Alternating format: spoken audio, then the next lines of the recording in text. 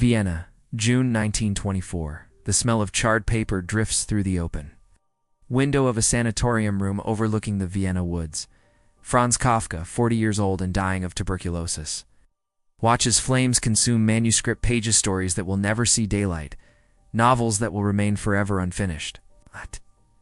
His trembling hands feed sheet after sheet to the small fire he has built in a metal basin beside his bed. The pages curl and blacken. Characters he spent months creating dissolve into ash. Philosophical insights born from years of midnight writing sessions vanish in seconds. The man who once wrote, "A book must be the axe for the frozen sea inside us," now wields fire as his final editorial tool. But Kafka does not know what his friend Max Brod knows. Brod stands in the doorway watching this literary auto de fe with growing horror, knowing he will never honor Kafka's explicit instructions to burn everything after death. The man destroying his own legacy has accidentally created the conditions for his immortality. The friend entrusted with erasing Kafka from literary history will instead make him eternal. This was not merely the death of a minor insurance clerk from Prague. This was the moment when literature's greatest paradox began to crystallize. The man who feared his own voice would become the voice of the modern condition. The writer who begged for silence would define how the 20th century spoke about isolation, anxiety, and the impossibility of human connection. Consider the impossibility. A man who published only a handful of stories in his lifetime, who considered most of his work unworthy, who died in obscurity, would become synonymous with the modern experience of alienation. His name would become an adjective Kafkaesque, describing the very bureaucratic absurdities he navigated daily in his job at the Workers' Accident Insurance Institute. Yet to understand how this impossible transformation occurred, we must travel back 40 years to a cramped apartment above a shop in Prague's Old Town, where a sensitive Jewish boy was learning that the world was fundamentally incomprehensible and that language itself might be humanity's cruelest joke.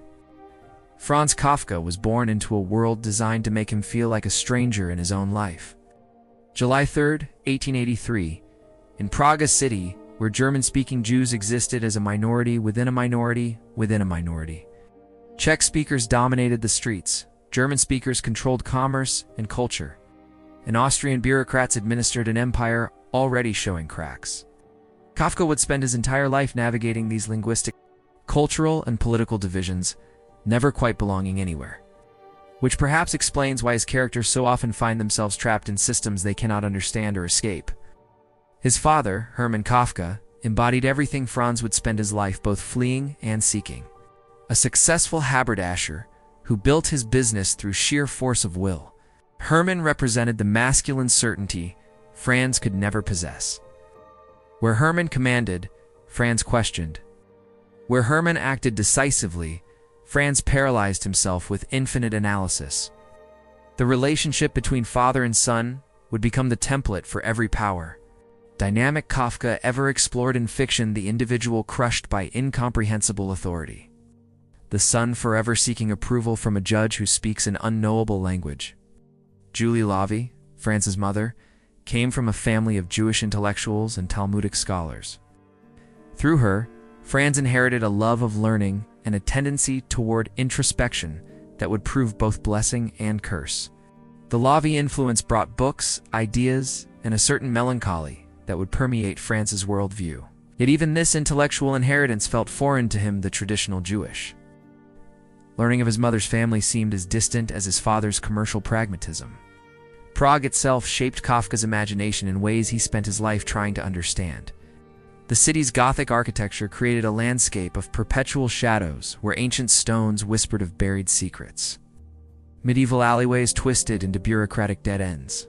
The Hradčany castle loomed over everything, a physical manifestation of distant, incomprehensible power that would later appear in the castle as the ultimate symbol of inaccessible authority. But perhaps most crucially, Kafka grew up during the twilight of the Austro-Hungarian Empire, watching an entire world order slowly crumble while maintaining the elaborate fiction of permanence. The empire's bureaucracy, with its endless forms, circular procedures, its ability to process human beings into administrative abstractions, would provide the perfect metaphor for the human condition, as Kafka understood it. We are all Joseph K., caught in systems we did not create, governed by laws we cannot comprehend, judged by criteria that remain forever mysterious. His education at the German gymnasium and later at Prague's German university placed him firmly within Germanic culture, while keeping him perpetually aware of his outsider status. He excelled academically but felt intellectually homeless. He studied law not from passion but from practical necessity, was a profession that promised security in an uncertain world. Yet even this choice reflected his essential ambivalence. Law represented order, logic, justice, everything Kafka desperately wanted to believe in, but found impossible to trust. The paradox that would define his life was already forming in these early years. Franz Kafka wanted desperately to belong to his father's approval, to checkered German culture, to the Jewish tradition, to some coherent system of meaning. But every attempt at belonging only emphasized his alienation. This tension between the desire for connection and the experience of isolation would become the engine that drove every story he ever wrote. Tonight we journey through the labyrinth of Franz Kafka's inner world, following the thread that leads from an anxious child in Finda-Sequel Prague to the creator of literature's most profound explorations of existential loneliness. We will walk with him through the corridors of the insurance office where he spent his days, into the cramped rooms where he wrote through the night, and finally to that sanatorium room where he tried to erase himself from literary history. We begin with a boy who was already learning that home was not a place but a condition. That condition, for him, was homelessness itself. Chapter 1. Inherited Stranger. The apartment above the Assicurazioni Generali office on Old Town Square contained everything Franz Kafka would spend his life trying to escape. His father's overwhelming presence, the sound of money being counted, and the persistent feeling that he was an intruder in his own home. The Kafka family lived in cramped quarters where privacy was impossible and silence was rare. 5-year-old Franz learned to retreat into books, not because he loved reading, but because pages offered the only space where his father's voice could not follow. Hermann Kafka filled every room he entered. A large man with powerful hands and an even more powerful personality. He ran his haberdashery with the same forceful efficiency he applied to his family. When Hermann spoke, Franz listened with the desperate attention of someone trying to decode a foreign language. But the harder Franz tried to understand his father's expectations, the more completely he seemed to fail them. "Franz is too thin," Hermann would announce at dinner, as if Franz were not sitting across from him. "Franz reads too much. Franz needs to spend time with normal boys." Franz absorbed these pronouncements like physical blows, each one confirming his growing suspicion that there was something fundamentally wrong with his nature. Something that could not be fixed by eating more, or reading less, or playing with children, who seemed to possess some secret knowledge of how to be ordinary. The birth of Franz's siblings Georg and Heinrich briefly offered hope that he might find allies in the family democracy. But both brothers died in infancy, leaving Franz alone with his parents and confirming his sense that survival itself required constant vigilance. Later, when his sisters Gabrielle, Valerie, and Ottilie were born, Franz felt more like their protective uncle than their brother. The age gaps and his own sensitive nature made him a guardian rather than a playmate. Deepening his sense of being responsible for others while remaining fundamentally alone, school provided no refuge from this essential displacement. At the German gymnasium, Franz excelled academically but remained socially isolated. His classmates possessed an easy confidence that mystified him. They seemed to understand intuitively how to navigate the social hierarchies and unwritten rules that governed their world. Franz could memorize every lesson, write perfect essays, could answer any question the teachers posed, but the grammar of human interaction remained opaque to him. His teachers praised his intelligence while worrying about his temperament. "Young Kafka has a brilliant mind," one reported to his parents, "but he seems to live in a world of his own creation." This assessment meant his concern felt to Franz like a diagnosis. He did live in his own world, because the actual world seemed designed for people fundamentally different from himself. The anti-Semitism that permeated Prague society added another layer to Franz's sense of displacement. Walking through the city, he could feel the weight of strangers' assumptions about his identity. German-speaking Czechs saw him as Austrian. Czech nationalists saw him as German. Christians saw him as Jewish. Fellow Jews sometimes saw him as insufficiently committed to tradition. Each identity felt both inescapable and incomplete, contributing to his growing belief that authentic belonging was a luxury reserved for others. Books became his sanctuary, particularly German literature, which offered him a language more precise and beautiful than anything he heard in daily conversation. He discovered Heinrich Heine's ironic voice, which spoke to his own sense of being simultaneously inside and outside German culture. Goethe's introspective heroes resonated with his own tendency toward self-analysis. But perhaps most importantly, he encountered writers who transformed their alienation into art, showing him that outsiderness might not be a curse, but a vantage point. Yet even reading carried a burden of guilt. Hermann viewed Franz's literary interests as further evidence of his impracticality. Books don't put bread on the table. Hermann would remind him, books don't build businesses or support families. Franz began to think of reading as a secret vice, something that had to be hidden or justified. This early association between intellectual pleasure and guilt would shadow his entire writing career. The Kafka household's evening rituals crystallized Franz's complex relationship with family life. Dinners were exercises in tension, where conversation flowed around him rather than including him. Hermann would discuss business with Julie while Franz sat silently, studying the patterns in the tablecloth or counting the beats between his father's words. When directly addressed, Franz would answer with such careful precision that his responses sounded rehearsed, further emphasizing his foreignness in what should have been his most intimate environment. During these family meals, Franz began developing what he would later call his inner life, a rich, complex world of thoughts and observations that existed parallel to, but separate from, the conversations happening around him. He learned to inhabit this interior space while maintaining the appearance of participation in family life. This early practice in psychological double consciousness would later inform his ability to create characters who live simultaneously in the external world of social obligation and the internal world of private experience. The apartment's physical layout reinforced his sense of being perpetually observed while remaining fundamentally unseen. The rooms were small and connected, making privacy impossible but intimacy equally difficult. Franz shared space with his family while feeling completely alone among them. He could hear every conversation, every argument, every expression of affection between his parents, but these sounds reached him as if from across an unbridgeable distance. As Franz entered adolescence, this architecture of alienation had already established the psychological patterns that would define his adult life. The desire for approval, coupled with the expectation of disappointment, the need for solitude combined with the fear of isolation, the growing suspicion that his inner experience was fundamentally incompatible with the demands of external existence. Franz Kafka was learning that home was not a place where he belonged, but a theater, where he performed the role of son while his authentic self remained hidden in the wings, waiting for a stage where such performance would not be necessary.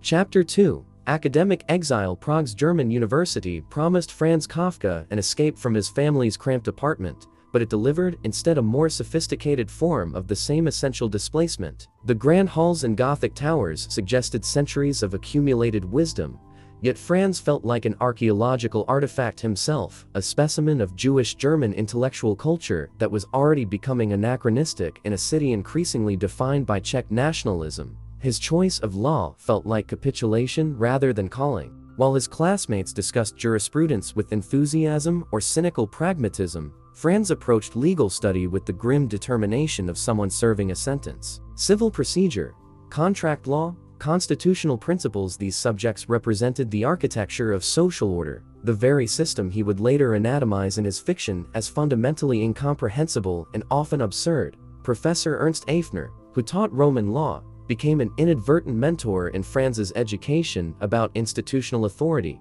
Aefner delivered lectures with mathematical precision, transforming ancient legal principles into timeless abstractions. Franz took meticulous notes while privately marveling at the gap between legal theory's elegant logic and the messy realities of human behavior. How could laws designed for rational actors govern a world populated by people as confused and contradictory as himself? The law faculty's social dynamics replicated in miniature the ethnic and class tensions that defined Prague itself. German-speaking professors instructed predominantly German-speaking students, while Czech national consciousness grew stronger outside the university walls. Franz found himself part of a privileged minority that felt increasingly embattled. His fellow law students often displayed the casual anti-Semitism of their class, making comments about Jewish commercial instincts or intellectual characteristics that they seemed to forget applied to their classmates sitting among them. Broad possessed exactly the social confidence that Franz lacked. He spoke easily with professors, organized literary discussions, and seemed to navigate the university's social hierarchies without the constant self-consciousness that plagued Franz. Where Franz hesitated, Broad acted. Where Franz doubted, Broad proclaimed certainties. Yet paradoxically, it was Franz's hesitation and doubt that drew Broad to him. During their first conversation after the philosophy lecture, Franz offered an interpretation of Nietzsche that was so qualified, so careful to acknowledge multiple perspectives and potential objections, that Broad found himself listening with genuine attention. "You think like a writer," Broad told him, meaning it as a compliment. Franz received it as a diagnosis and not necessarily a favorable one. Through Broad, Franz entered Prague's German literary circles, attending readings and discussions at cafes like the Louvre and the Arco. These gatherings brought together writers, journalists, philosophers, and dilettantes in an atmosphere of intellectual excitement that should have thrilled Franz. Instead, he often sat silently at the edge of conversations, contributing observations so precise and unexpected that they temporarily stopped the flow of talk before being absorbed into the general discussion. Franz's university writings, the papers he produced for his professors, displayed the same meticulous attention to logical structure and linguistic precision that would later characterize his fiction. His dissertation, The German Civil Code in Austria, was a competent analysis of legal transplantation that earned him his doctorate without distinction or enthusiasm. Reading it now,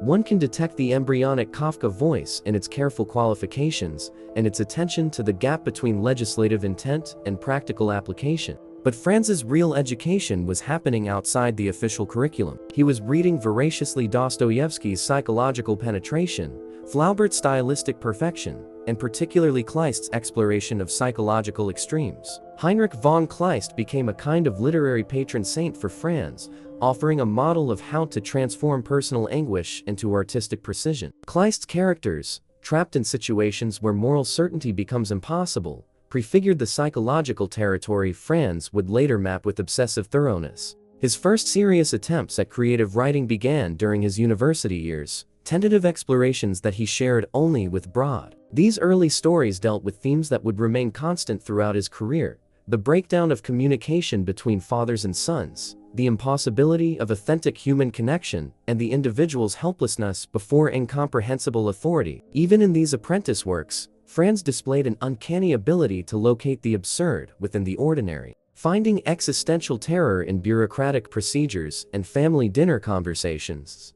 the university's social events, formal balls, academic ceremonies, fraternal gatherings provided Franz with a laboratory for studying the performance of belonging. He attended these functions with anthropological curiosity, observing how his classmates navigated complex social rituals with apparent ease. Franz could master the external forms of participation. He learned to dance adequately, to make appropriate small talk, to wear formal clothes without obvious discomfort, but he always felt like an actor playing a role rather than a genuine participant. His relationship with women during these university years reflected the same pattern of simultaneous engagement and detachment that characterized all his social interactions. He was attracted to intelligence and sensitivity in women, but seemed incapable of the easy intimacy that such relationships required. Conversations that began promisingly often ended in awkward silences, as Franz's tendency towards psychological analysis transformed romantic possibility into philosophical inquiry. Dr. Alfred Weber, who taught economics, inadvertently provided Franz with one of his most important intellectual insights. Weber's lectures on industrial organization and bureaucratic efficiency revealed the logical structures underlying modern capitalism. Franz found these descriptions both fascinating and terrifying. Here was a system that processed human beings as efficiently as it processed raw materials, reducing individual complexity to administrative categories. Years later, this understanding would inform his portrayal of bureaucracy as a kind of metaphysical machinery that transforms life into paperwork. As graduation approached, Franz faced the necessity of choosing a practical career with characteristic ambivalence. Law offered security and social respectability, but it also meant spending his life within the very institutional structures that he found fundamentally alien. The irony was perfect and terrible. The man who would become literature's greatest anatomist of bureaucratic absurdity was preparing to become a bureaucrat himself. His final university examinations were exercises in intellectual performance that he completed with technical competence while feeling emotionally disconnected from the process. He could analyze legal precedents, construct logical arguments, and demonstrate mastery of jurisprudential theory, but these achievements felt hollow manifestations of intellectual ability rather than genuine engagement with meaningful work. Franz Kafka graduated from law school in 1906 with a doctorate and no enthusiasm for practicing law. He had spent 4 years acquiring expertise in a profession he already suspected he would find soul-crushing. But perhaps more importantly, he had spent those same years discovering that his outsider perspective on institutional life might be transformed into literary insight. The university had taught him that education itself was a kind of alienation, the acquisition of knowledge that distanced you from immediate experience while providing tools for analyzing that distance. This would prove invaluable preparation for a writing career devoted to exploring the gap between human desire and social possibility. Chapter 3: Insurance Exile. The Workers' Accident Insurance Institute for the Kingdom of Bohemia occupied a grey building on Porek Street that perfectly embodied the Austro-Hungarian Empire's genius for transforming human suffering into administrative categories. Franz Kafka began working there in 1908, initially grateful for steady employment and gradually horrified by what that employment revealed about modern life's capacity to reduce individuals to statistical abstractions. His job involved investigating workplace accidents and determining compensation payments. Each case file contained a human catastrophe reduced to bureaucratic language. Subjects sustained crushing injury to left hand while operating machinery. Permanent disability calculated at 60% loss of function. Compensation determined according to Schedule C, subsection 12. Franz read these reports daily, developing an intimate knowledge of how industrial society consumed its workers while maintaining elaborate legal fictions about safety and responsibility. Dr. Robert Marschner, the Institute's director, appreciated Franz's meticulous attention to detail and his ability to write reports that were both legally precise and stylistically clear. What Marschner could not know was that Franz approached each case with the horrified fascination of someone recognizing his own existential condition reflected in others' physical circumstances. The workers who lost fingers to machinery and the clerks who processed their claims were all trapped within systems that operated according to their own inexorable logic, indifferent to human cost. Franz's colleagues accepted him as a competent if somewhat odd addition to their office. He completed his assigned work efficiently, arrived punctually, and participated in office social functions with careful correctness. But his real engagement with the job occurred in the psychological space between his professional duties and his private responses to those duties. He was simultaneously inside and outside the institutional process, a participant observer documenting the bureaucratic machinery of which he was himself a component. The insurance office's daily routines provided Franz with an education in what he would later call the literature of the impossible. Claims adjusters spent their days translating human suffering into numerical values, applying standardized procedures to unique tragedies, and determining financial compensation for irreplaceable losses. The gap between these administrative abstractions and lived human experience fascinated and appalled Franz in equal measure. His supervisor, Dr. Eugene Fohl, embodied the psychological type that would populate Franz's fiction, the efficient bureaucrat who performed his duties with genuine conscientiousness while remaining oblivious to their deeper implications. Fohl could calculate disability percentages with mathematical precision, but he seemed incapable of imagining what those percentages meant for the people whose bodies had been reduced to statistical categories. Franz's own reports began to display a subtle subversion of standard bureaucratic language. Where his colleagues wrote, "Subject exhibits reduced functional capacity," Franz might write, "Claimant's left hand no longer responds to conscious intention." Both formulations met the Institute's requirement for precise documentation, but Franz's version retained some trace of the human reality behind the administrative abstraction. The office building itself became a kind of architectural metaphor for Franz's psychological state. Long corridors connected identical rooms where identical procedures were repeated daily. Windows offered views of other gray buildings where other bureaucrats performed similar administrative rituals. The entire environment suggested infinite repetition without progression, endless circulation within closed systems, exactly the existential condition Franz was beginning to explore in his evening writing. His daily commute from the family apartment to the insurance office and back provided time for psychological transition between his public and private selves. Walking through Prague's streets, Franz observed the city's transformation as Czech nationalism gained strength and German cultural dominance weakened. The signs were changing, literally and figuratively. German street names were being replaced with Czech alternatives. The linguistic landscape of his childhood was disappearing, adding another layer to his sense of displacement. Lunch breaks offered brief respites from bureaucratic routine, which Franz usually spent reading in nearby cafes or walking through Prague's medieval neighborhoods. These interludes reminded him that life existed beyond administrative procedures, but they also emphasized how much of his daily existence was consumed by institutional obligations that felt fundamentally meaningless. The contrast between the richness of his interior life and the poverty of his professional duties became increasingly difficult to bear. Franz's evening writing sessions began as an escape from his insurance work, but gradually evolved into a sophisticated analysis of the psychological dynamics he observed daily in the office. His fiction started to populate itself with bureaucrats, clerks, and administrative procedures that operated according to mysterious but apparently inflexible rules. The Insurance Institute was becoming the raw material for literary transformation.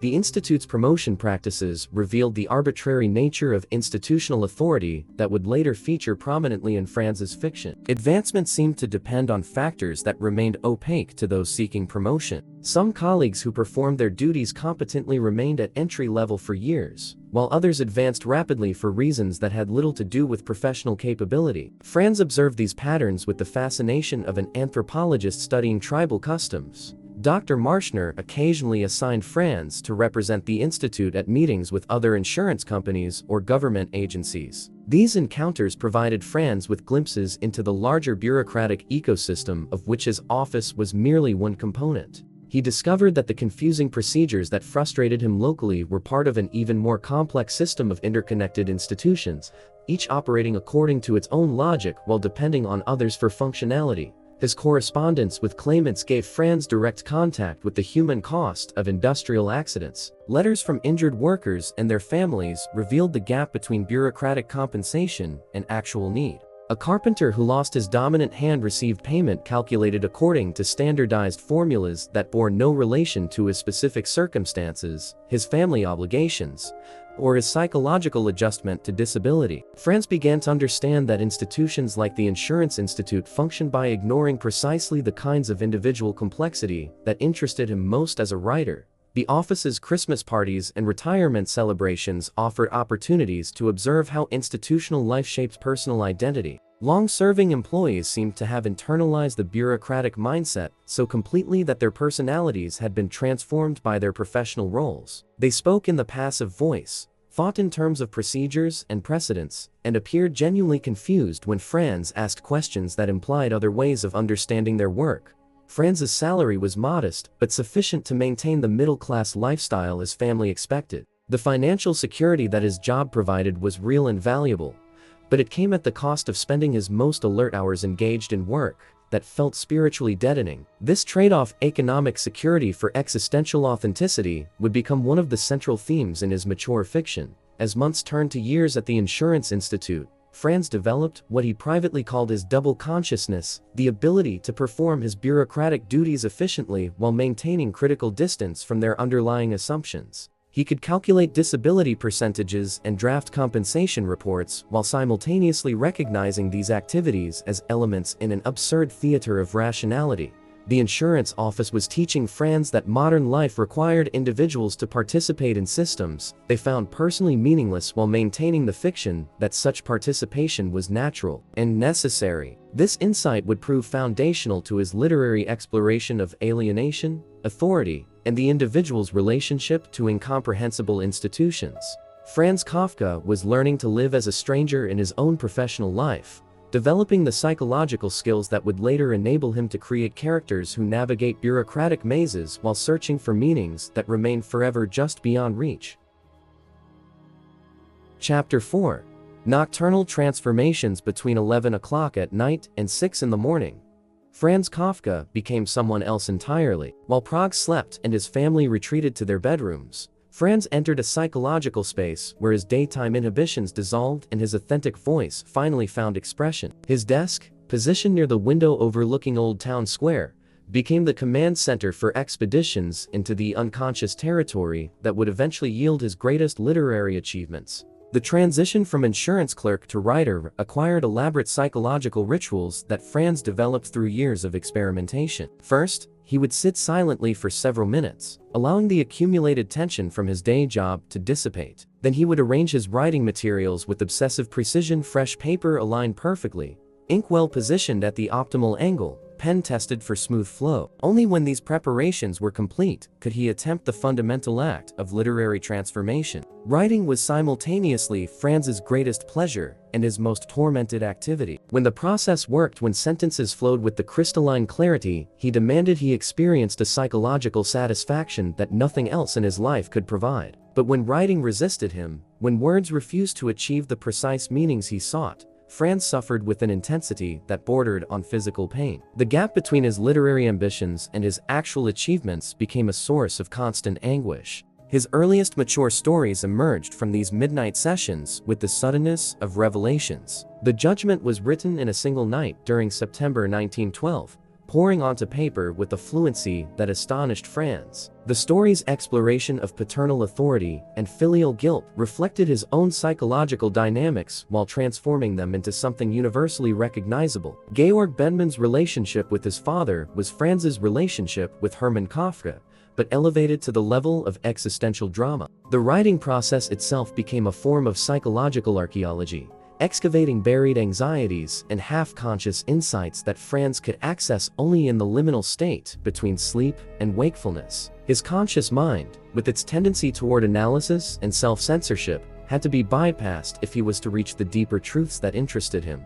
Night writing was a way of eluding his own rational defenses, allowing suppressed material to emerge in literary form. Max Brod visited Franz during some of these nocturnal writing sessions, finding his friend transformed by creative engagement. The hesitant, self-doubting person Brod knew during the day became focused and determined when working on fiction. Franz's entire physical presence changed. His posture straightened, his gestures became more decisive, his voice acquired a confidence that was entirely absent from his daytime conversations. The Metamorphosis emerged from these midnight explorations as the perfect metaphor for Franz's own sense of psychological transformation. Gregor Samsa's literal metamorphosis into an insect reflected Franz's figurative transformation from dutiful son and competent employee into something alien and incomprehensible to his family. The story's domestic setting, the family apartment where Gregor struggles to maintain human connection despite his transformed state, directly paralleled Franz's own experience of living as a stranger in his childhood home.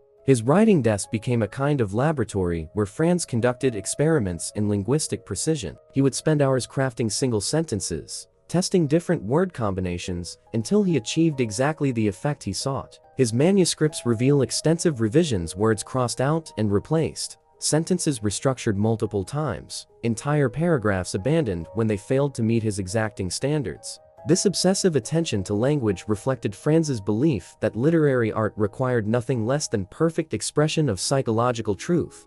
The neighborhood soundscape during his writing hours provided the auditory environment that became associated with his creative process. Church bells marking each hour, night watchmen's footsteps on cobblestone streets, occasional late conversations from passing pedestrians, these sounds formed the background against which Franz's imagination operated. Years later, he would recall these nocturnal atmospheres as essential to his ability to access the psychological states that generated his fiction.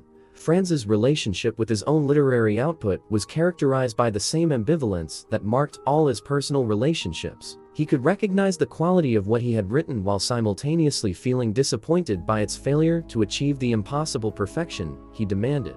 Reading his completed stories aloud to Brod, Franz would point out flaws that were invisible to others, criticizing himself for linguistic imprecisions that no other reader would notice. The physical toll of his double life insurance work during the day, writing until dawn, began affecting Franz's health in ways that would eventually prove catastrophic. Chronic insomnia, irregular meals, and constant nervous tension weakened his constitution while providing the psychological intensity that fueled his literary production. He was literally consuming himself in the service of his art, trading physical vitality for creative achievement. His family's reaction to his nocturnal activities ranged from puzzlement to irritation. Hermann could not understand why Franz would waste time scribbling when he should be sleeping in preparation for his real work at the insurance office. Julie worried about her son's health, but felt helpless to intervene in what seemed like a compulsive behavior. Franz's sisters learned to move quietly through the apartment during his writing hours, recognizing that their brother required solitude for activities they could not fully comprehend.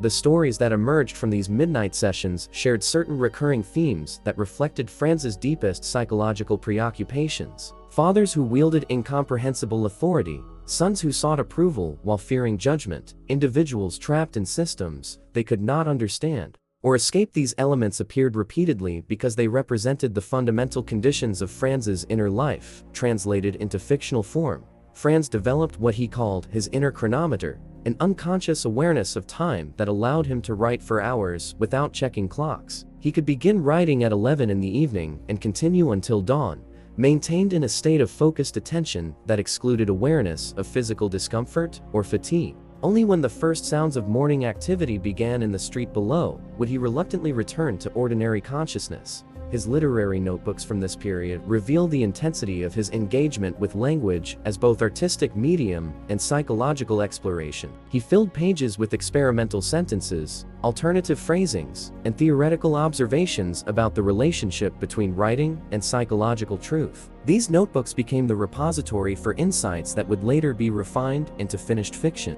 The contradiction between his daytime persona and his nocturnal creativity created a psychological division that Franz experienced as both liberating and exhausting. During business hours, he was a competent but uninspired insurance clerk. During writing hours, he was an artist exploring the deepest questions of human existence. The strain of maintaining these parallel identities contributed to the sense of internal division that would eventually find its ultimate expression in works like The Trial and The Castle. Franz was learning that authentic self-expression required the systematic violation of social expectations about proper behavior and responsible adult life. The Insurance Institute paid him to process administrative paperwork during normal business hours, but his real work, the exploration of consciousness through literary art, could only be accomplished in the hours when respectable society was sleeping. Chapter 5. Felice Bauer. On August 13, 1912, at Max Brod's apartment, Franz Kafka met the woman who would become both his greatest love and his most profound literary inspiration.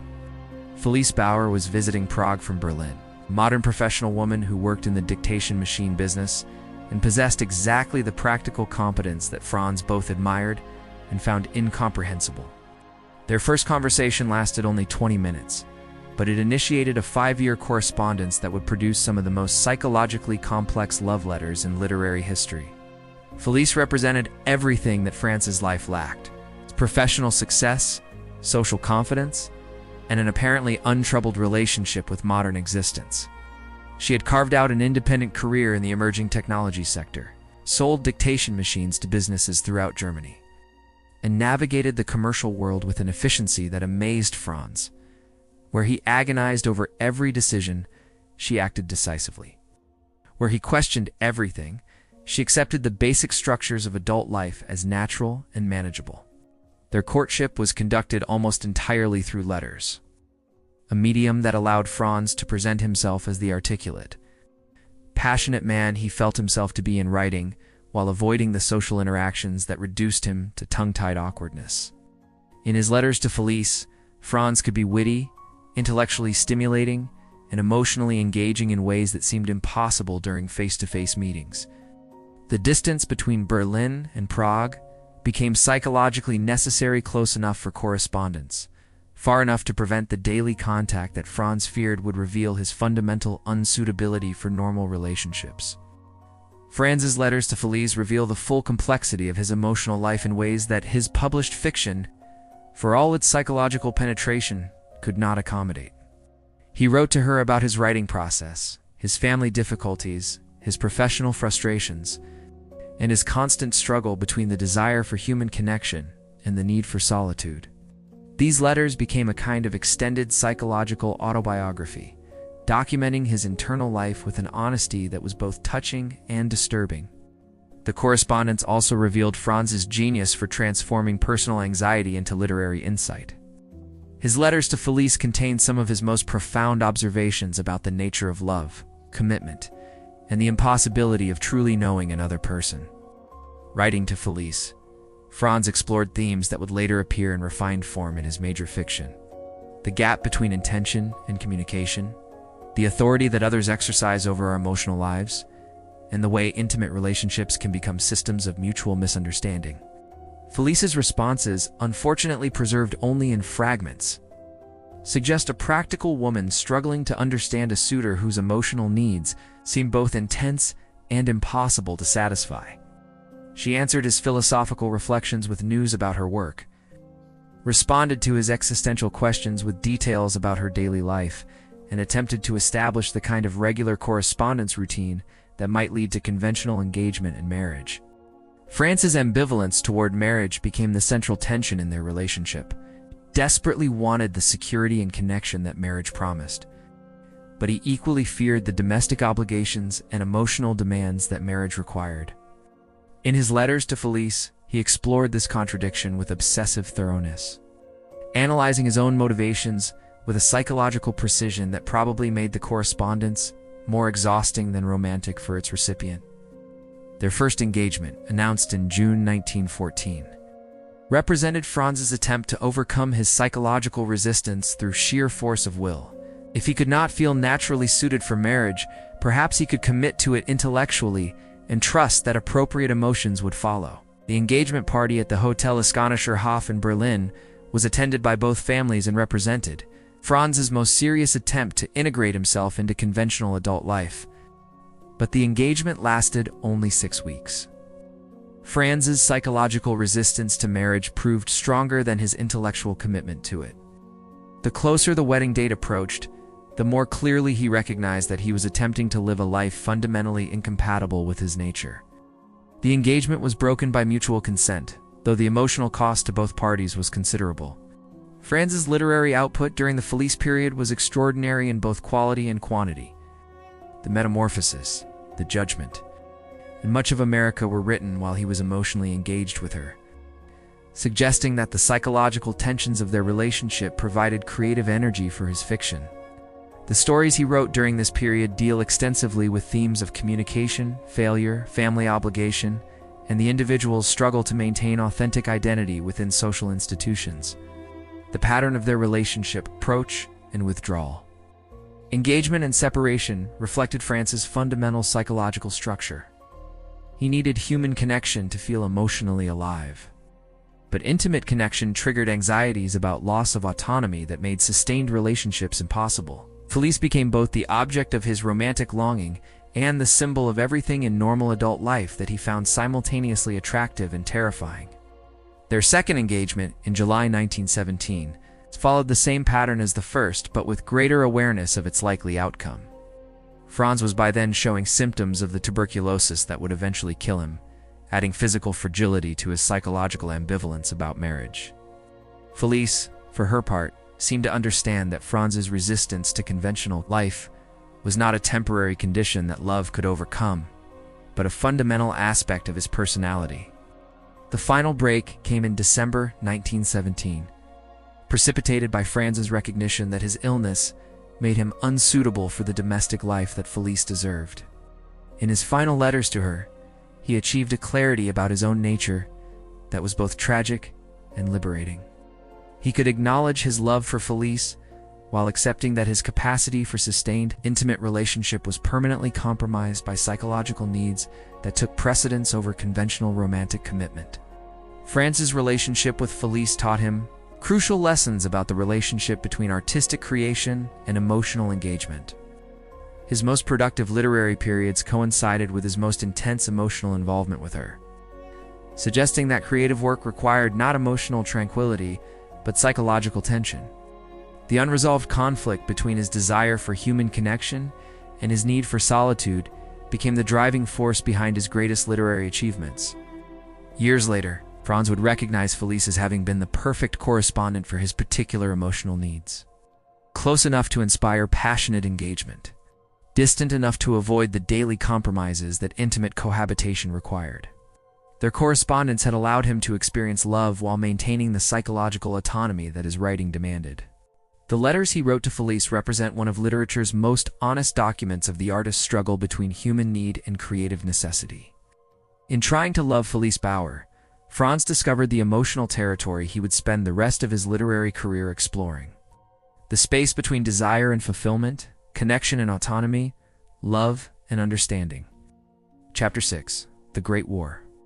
When Austria-Hungary declared war on Serbia in July 1914, Franz Kafka observed the eruption of European civilization's greatest catastrophe with the detached fascination of someone who had always suspected that apparent social order masked fundamental chaos.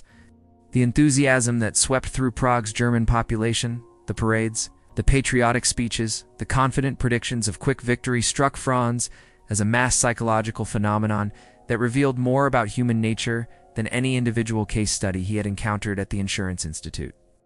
Franz's age and civilian employment exempted him from military service. But the war transformed his daily reality in ways that confirmed his darkest intuitions about institutional power and individual helplessness. The Insurance Institute's workload increased dramatically as industrial accidents multiplied and factories converted to wartime production.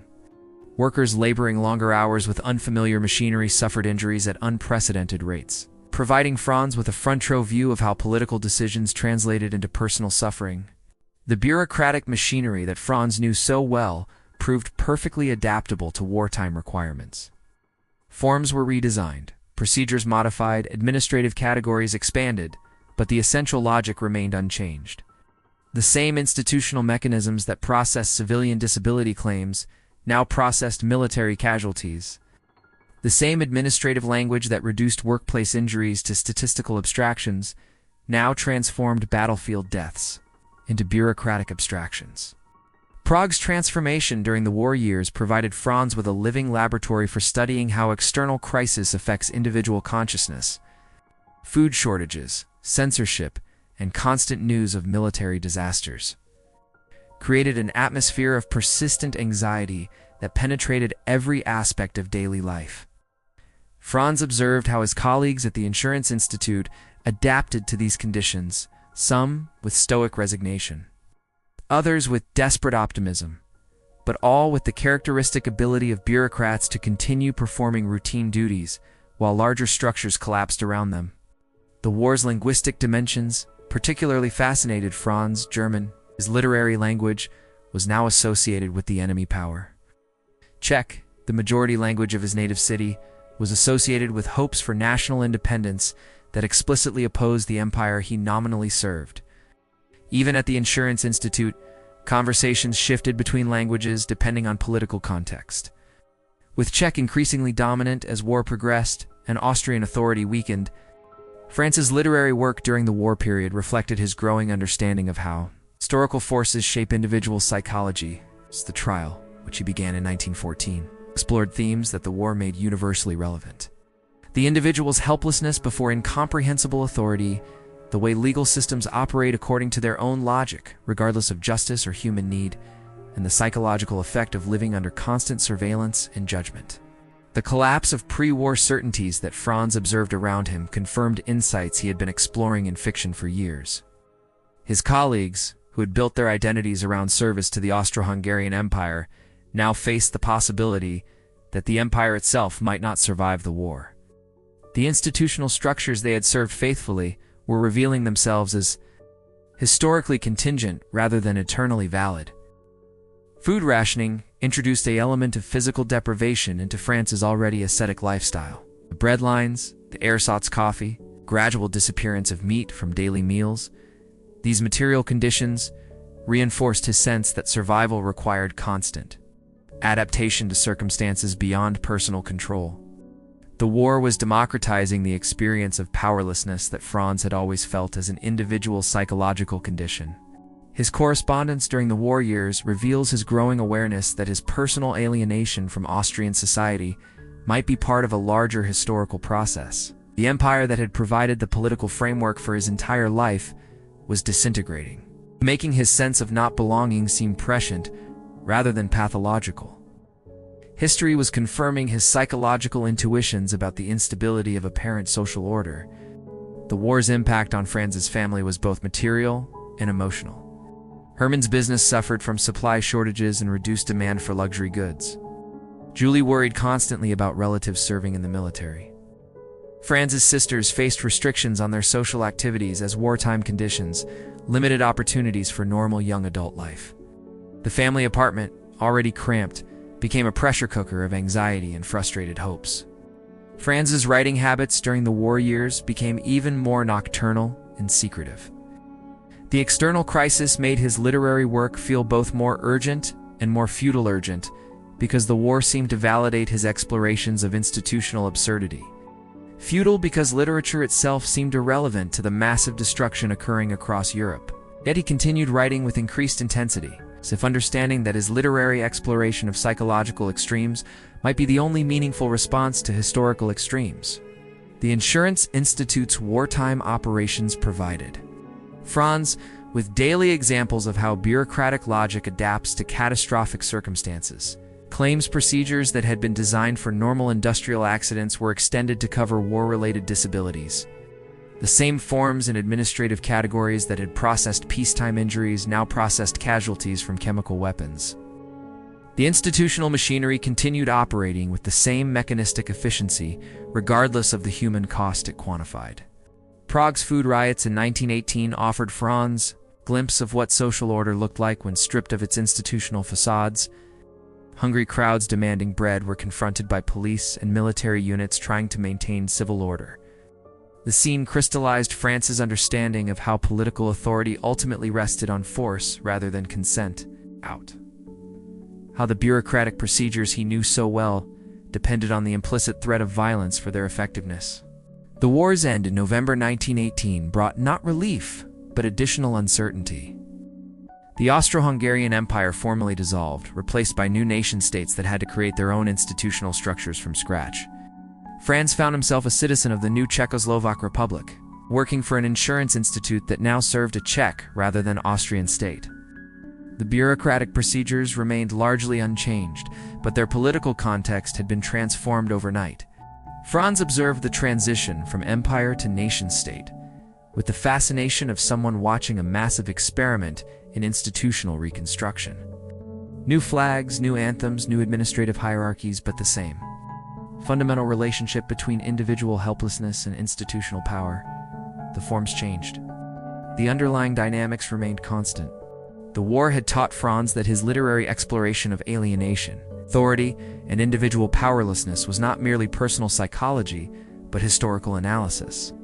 The catastrophe that destroyed European civilization had revealed the fragility of all social institutions and the persistence of the psychological dynamics that his fiction explored.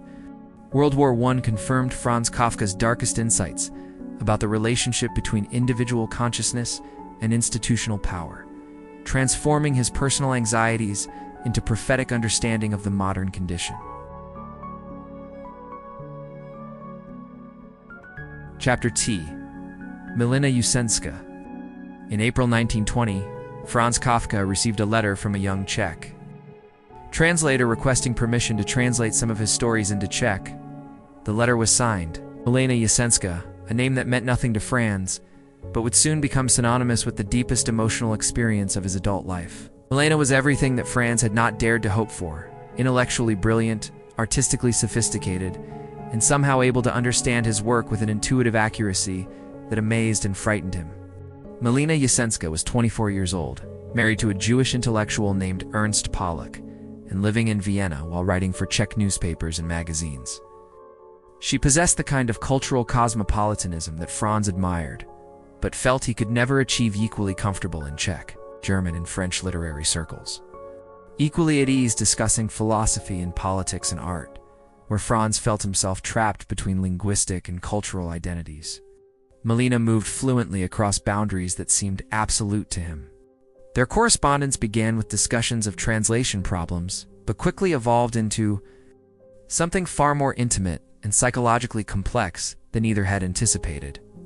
Milena's translations of Franz's stories revealed an understanding of his artistic intentions that surpassed even his closest friend's comprehension. She grasped intuitively what Franz was attempting to achieve in his fiction, the precise psychological effects he sought, the specific emotional territory he was exploring, the way his stories operated simultaneously as realistic narratives and symbolic presentations of existential conditions. Franz's letters to Milena represent his most successful attempt to communicate his inner life to another person. Where his correspondence with Felice had been marked by misunderstanding and emotional confusion, his letters to Milena achieved moments of genuine intellectual and emotional intimacy that Franz had not thought possible. Writing to Milena, Franz could be both vulnerable and articulate, sharing his deepest fears while maintaining the literary precision that was essential to his sense of authentic expression. Milena's responses revealed a woman who recognized Franz's psychological complexity as a manifestation of artistic sensitivity rather than personal pathology. She understood that his inability to commit to conventional adult life was not a failure of character, but a consequence of his commitment to literary truth. In her letters, Milena offered Franz something he had never received from another person: complete acceptance of his nature as it actually existed, rather than as others wished it could be modified. Their relationship was conducted primarily through correspondence, with only brief face-to-face meetings in Vienna and Prague. This geographical separation suited Franz's emotional needs perfectly, close enough for profound intellectual intimacy, distant enough to prevent the daily interactions that had proved so difficult in his relationship with Felice. Writing to Milena allowed Franz to present himself at his best, while avoiding the social situations where his anxieties and inhibitions made authentic communication impossible. Franz's letters to Milena contain some of his most beautiful writing about the nature of love and the possibility of human understanding. He wrote to her about his work with unprecedented openness, sharing manuscripts and discussing his artistic intentions with a candor that he had not shown to anyone else. These letters became a kind of extended meditation on the relationship between artistic creation and emotional engagement, exploring whether genuine intimacy was compatible with the psychological autonomy that creative work required.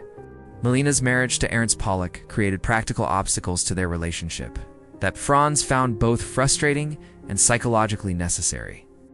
The impossibility of simple romantic resolution meant that their connection had to be sustained through intellectual and emotional engagement rather than conventional domestic arrangements.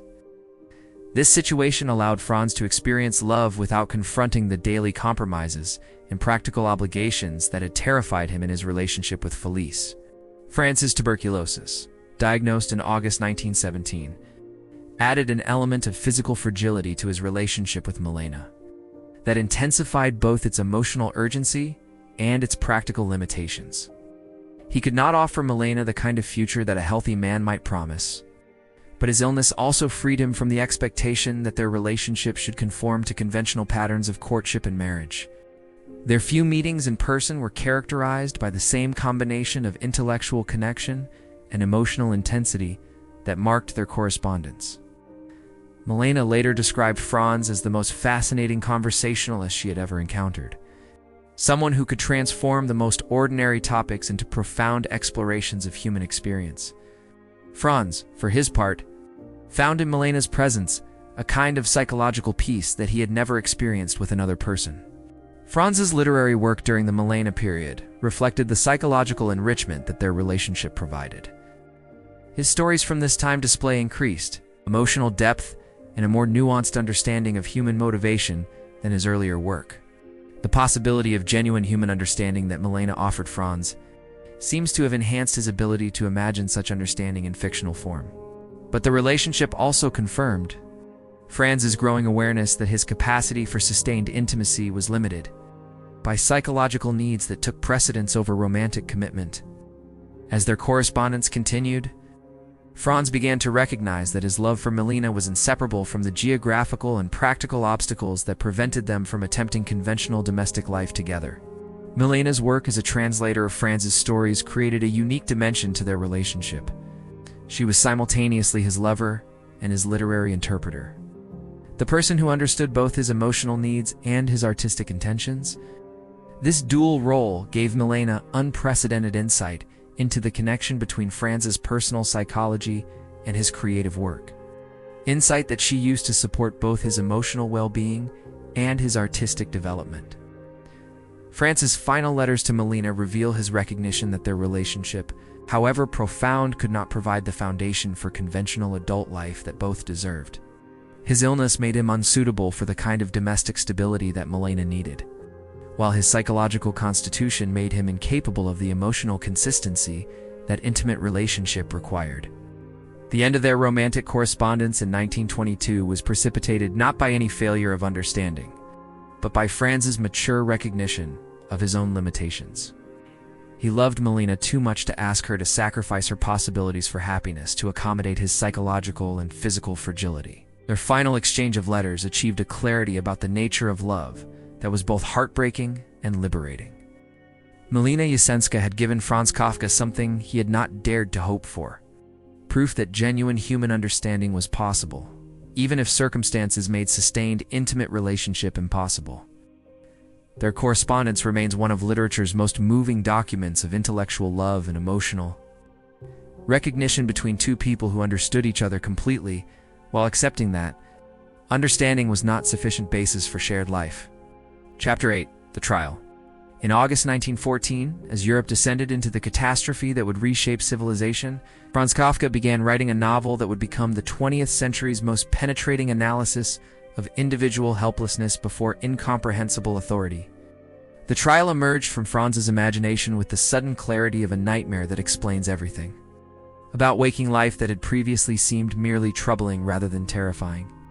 Joseph K's arrest on his 30th birthday, arrested without having done anything wrong.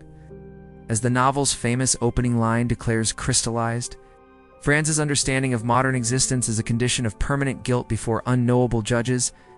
The bank employee who finds his ordinary life suddenly subject to legal proceedings that follow no comprehensible logic was Franz's answer to the question that had haunted him since childhood.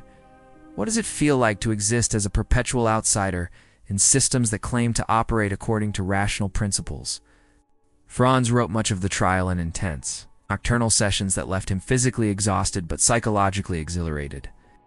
The novel's chapters emerged in the same order that readers encounter them, suggesting that Franz was discovering the logic of K's situation as he wrote, rather than working from a predetermined plan. This method of composition suited the novel's exploration of a man trying to understand proceedings that remained deliberately obscure to both protagonist and reader. The court that presides over K's case operates according to principles that parodied the legal system Franz knew from his law school education and insurance work. The court has procedures, hierarchies, and established precedents. But these institutional features serve no discernible function beyond their own perpetuation. Lawyers like Huld offer services that may or may not affect their clients' cases. Judges issue rulings that follow from evidence that remains forever inaccessible to the accused. Franz's experience at the Workers' Accident Insurance Institute provided crucial background for the novel's satirical portrayal of bureaucratic logic. K's encounters with court officials mirror Franz's daily observations of how institutional authority operates through procedural complexity rather than substantive justice. The gap between the court's claims about its own rationality and the actual arbitrariness of its decisions reflected Franz's understanding of how all bureaucratic systems function. The novel's exploration of guilt and innocence transcended simple legal categories to examine the psychological condition of modern individuals who live under constant judgment without clear knowledge of the standards by which they are being evaluated. K's inability to determine what crime he has allegedly committed reflects the broader human condition of existing within social systems, whose ultimate purposes remain opaque to those they govern. Franz's portrayal of K's psychological development throughout the novel traces a movement from confident resistance to gradual acceptance of his powerless position. K begins by assuming that the court's proceedings must be based on some misunderstanding that can be clarified through reasonable explanation. He ends by recognizing that the court's power derives precisely from its refusal to provide the rational explanations that would make resistance possible. The novel's religious dimensions emerged from Franz's wrestling with questions about divine justice and human culpability that had preoccupied him since his university studies of philosophy and literature. The parable of the doorkeeper, that the prison chaplain tells Kay near the novel's end suggests that access to truth or salvation may be blocked not by external obstacles, but by the seeker's own failure to understand the nature of what he seeks. Franz's relationship with his father provided psychological material for the novel's exploration of paternal authority and filial guilt, Kay's inability to comprehend. The court's accusations mirrors Franz's childhood experience of facing Herman's disapproval without understanding precisely what he had done wrong. The court becomes a literary amplification of the paternal authority that it shaped. Franz's sense of himself is perpetually inadequate to unknown standards. The novel's unfinished state, Franz never completed the chapters between. K.'s failed attempts to understand his situation and his execution reflected both practical circumstances and artistic necessity. Franz's deteriorating health and increasing preoccupation with other literary projects prevented him from completing the narrative. But the novel's fragmentary condition also suits its exploration of a legal process that never reaches resolution. Franz's notebooks from the period when he was writing the trial reveal his awareness that he was creating something unprecedented in literary history, a novel that dramatized the psychological condition of modern individuals without providing the narrative satisfactions that readers typically expected from fiction. The novel offers no solution to Kay's predicament because Franz understood that the predicament itself was the point. The court officials that Kay encounters throughout the novel, clerks, lawyers, judges, guards, represent different aspects of institutional authority that Franz had observed in his professional and personal life. Each character embodies a particular way of wielding power over others while remaining subject to higher authorities whose motivations remain equally mysterious. The court is revealed to be a vast hierarchy of limited authorities, each exercising power they do not fully understand. Franz's decision to set the novel in a city resembling Prague, but not explicitly identified as Prague, allowed him to explore universal themes of authority and resistance while drawing on his intimate knowledge of Central European bureaucratic culture. The court's proceedings unfold against a backdrop of urban modernity that makes K.'s situation representative of life under any complex institutional system. The novel's exploration of legal representation through the character of Lawyer Huld satirized Franz's understanding of how professional expertise can become another form of mystification rather than genuine assistance. Huld's inability to explain the court's procedures to Kay reflects the broader problem of living in societies where central institutions operate according to principles that even supposed experts cannot clearly articulate. Franz's work on the trial coincided with his most intense period of correspondence with Felice Bauer, the novel's examination of Kay's inability to maintain normal relationships while preoccupied with his legal situation reflected Franz's own struggle between personal commitment and psychological autonomy. Kay's relationships with women throughout the novel deteriorate as his obsession with the court intensifies, paralleling Franz's recognition that his literary work required sacrifices that made conventional domestic life impossible. The trial became Franz Kafka's most sustained exploration of the theme that would define his literary reputation: the individual's helplessness before institutional authority that claims rational justification while operating according to its own inexplicable logic. The novel transformed Franz's personal experience of alienation into a prophetic analysis of the political and psychological conditions that would characterize much of the 20th century. Chapter 9. Dora Diamant. In July 1923, during what would prove to be the final year of his life, Franz Kafka met a 19-year-old Jewish woman from Poland who offered him something he had given up hoping to find: the possibility of authentic domestic life that did not require the sacrifice of his essential nature. Dora Diamant was working as a counselor at a children's holiday camp on the Baltic coast when Franz, recuperating from his latest bout of illness, encountered her walking along the beach near Ritz.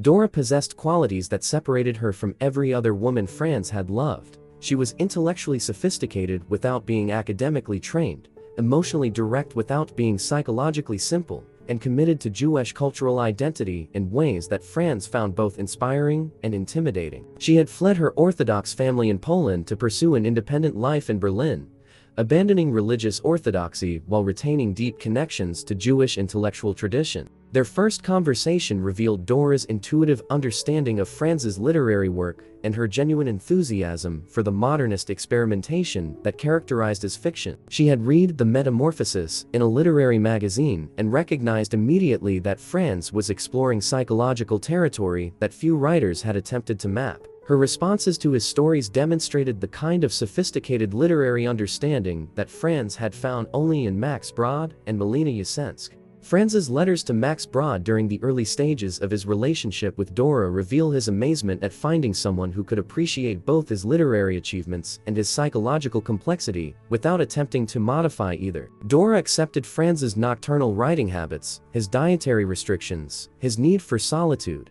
and his obsessive attention to literary precision as natural expressions of artistic temperament rather than pathological symptoms requiring treatment. Their decision to live together in Berlin represented Franz's most successful attempt to integrate his creative work with intimate domestic relationship. The small apartment they shared on Steglitzer Strasse became a sanctuary where Franz could write without the family tensions that had complicated his literary work in Prague. For the first time in his adult life, Franz experienced domestic tranquility that enhanced rather than threatened his creative productivity. Dora's presence in Franz's daily life provided him with the kind of intellectual companionship that he had previously found only in correspondence. She could discuss philosophy, literature, and politics with the sophistication of someone who had read widely while maintaining the emotional directness that made such conversations personally meaningful rather than merely academic exercises. Their evening discussions became a source of ideas that enriched Franz's writing during his final creative period. Franz's health was deteriorating rapidly during his months with Dora, but her care allowed him to maintain his literary work longer than would otherwise have been possible. She understood that his writing was not a hobby or profession, but a psychological necessity, and she organized their domestic arrangements to support his creative needs, even as his physical condition weakened. Their shared interest in Jewish culture provided Franz with access to traditions that had fascinated him throughout his adult life, but had remained largely theoretical due to his secular upbringing and assimilated family background. Dora had grown up immersed in Jewish learning and could share with Franz the Hebrew language and religious traditions that he had studied academically but never experienced as lived culture. Franz's letters to his family about Dora reveal his recognition that she represented his final opportunity for the kind of emotional partnership that might have allowed him to attempt the conventional domestic life that had eluded him in his relationships with Felice and Melina. But by the time he met Dora, his tuberculosis had progressed too far to permit the long-term planning that marriage would have required. Their daily routine in Berlin reflected Franz's mature understanding of his own creative needs. Morning hours were reserved for correspondence and light literary work. Afternoons were spent walking through the city or visiting museums and bookshops. Evenings belonged to serious writing, with Dora providing the quiet companionship that helped Franz maintain focus while offering intellectual engagement when he needed to discuss ideas or problems. Dora's youth and vitality contrasted poignantly with Franz's increasing physical frailty, but she seemed to understand intuitively that their relationship existed outside normal temporal expectations. She could not save Franz from his illness, but she could provide him with the emotional security that allowed him to continue working on literary projects that he knew he might never complete.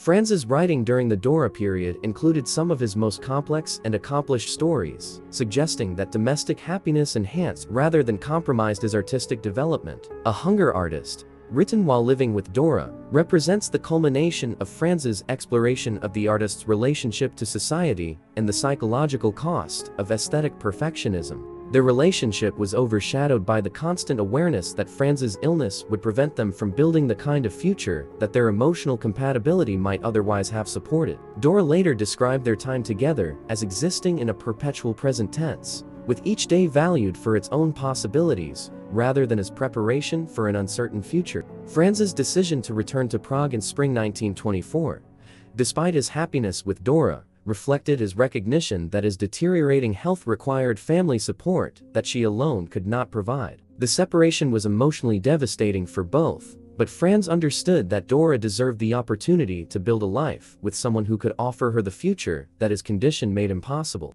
Their final correspondence reveals Franz's gratitude for the months of domestic tranquility that Dora had provided and his regret that circumstances prevented them from attempting the kind of sustained partnership that both desired. Dora had given Franz proof that his personality was compatible with intimate relationship, but she had also shown him what he would lose when death claimed him.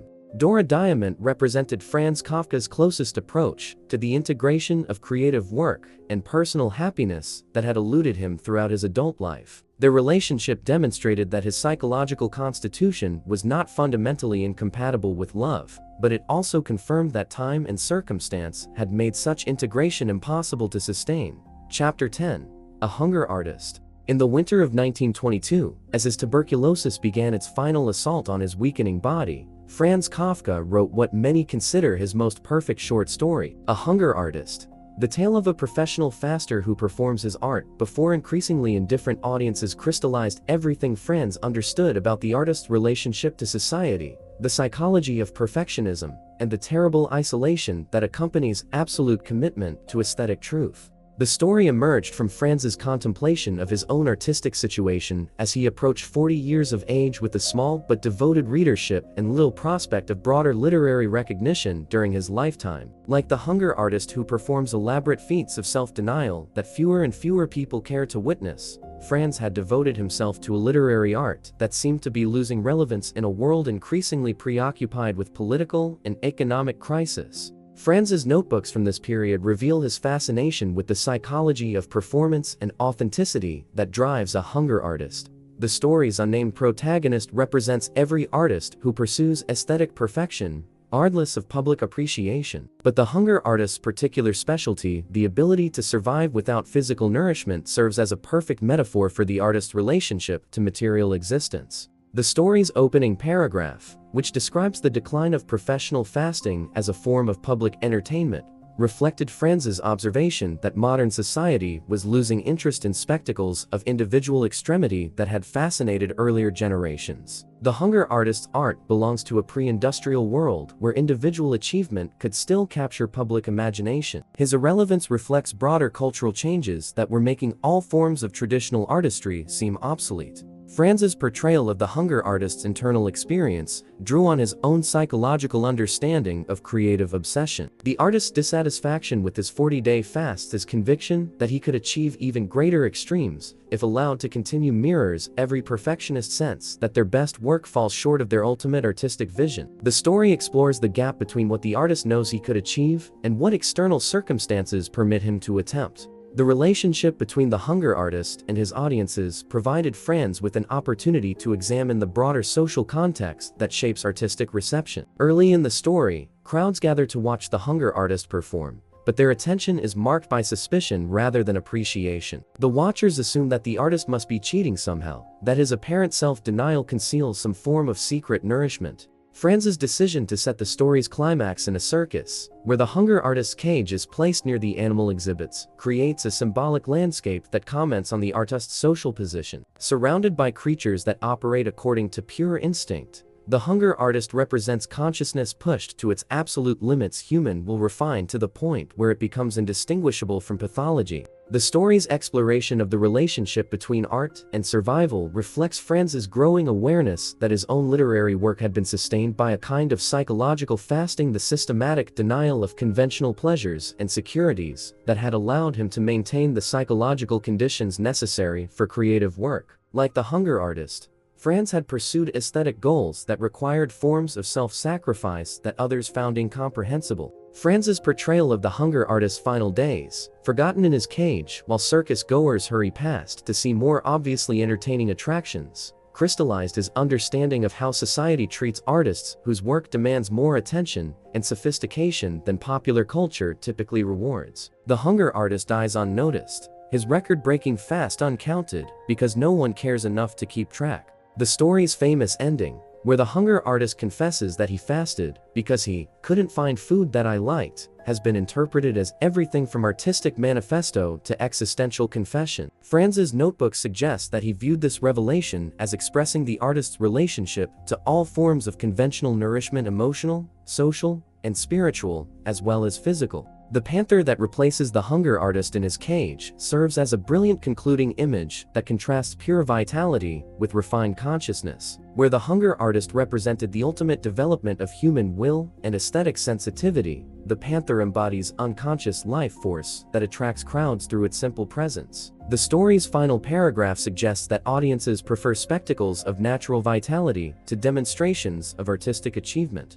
Franz's work on A Hunger Artist coincided with his relationship with Dora Diamond, and the story's themes of isolation and incomprehension took on additional poignancy given Franz's experience of finding personal happiness just as his physical condition was deteriorating beyond recovery. The story became his meditation on what it means to pursue artistic perfection, while recognizing that such pursuit may be fundamentally incompatible with other forms of human fulfillment. The story's reception among Franz's literary friends confirmed his sense that he had achieved something unprecedented in the precision of its psychological analysis and the perfection of its symbolic structure. Max Brod immediately recognized A Hunger Artist as representing the culmination of Franz's artistic development, combining all his technical skills with his deepest insights about the nature of artistic commitment. Franz's decision to include A Hunger Artist in what would be his final published collection during his lifetime suggests his recognition that the story represented his most successful attempt to transform personal experience into universal artistic statement. The Hunger Artist situation perfectly embodied the condition of any individual who pursues goals that society considers eccentric or unnecessary. The story's exploration of the relationship between public performance and private authenticity reflected Franz's lifelong struggle with the gap between his social persona and his artistic identity. Like The Hunger Artist, Franz had spent his adult life performing a kind of psychological fasting in public while pursuing forms of nourishment that others could not recognize or appreciate. A Hunger Artist became Franz Kafka's most complete artistic statement about the psychology of perfectionism and the social isolation that accompanies absolute commitment to aesthetic truth. The story transformed his personal experience of artistic obsession into a universal meditation on what it means to pursue goals that transcend conventional understanding of value and achievement.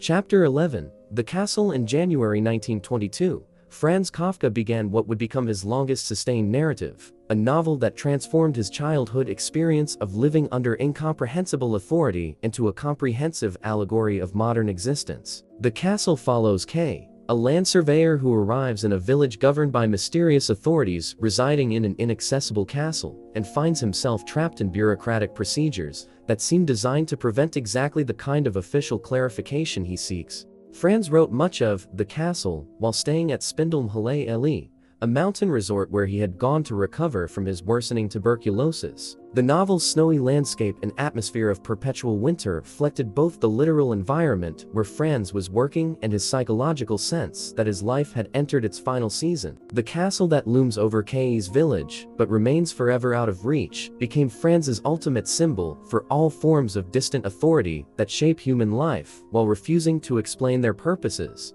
K's profession as a land surveyor provided Franz with the perfect metaphor for the modern individual's attempt to map and understand social systems that resist comprehension. A surveyor's job involves measuring and documenting existing boundaries, but K finds himself in a village where the most important boundaries between official and unofficial, permitted and forbidden, truth and fiction remain deliberately unclear. The novel's bureaucratic characters represent different aspects of institutional authority that Franz had observed throughout his career at the Workers' Accident Insurance Institute. Each official K encounters possesses limited power within a larger system whose overall logic remains opaque. Clam, the castle official whom K most desperately wants to contact, embodies the paradox of administrative authority, enormously powerful within his domain, but ultimately subject to higher authorities whose nature remains mysterious. Franz's portrayal of the village's residents reveals how ordinary people adapt to living under incomprehensible authority by developing elaborate theories about how the system functions while never questioning whether the system serves any genuine purpose. The villagers have spent generations interpreting the castle's communications and requirements, creating a complex folklore about bureaucratic procedure that substitutes for actual understanding.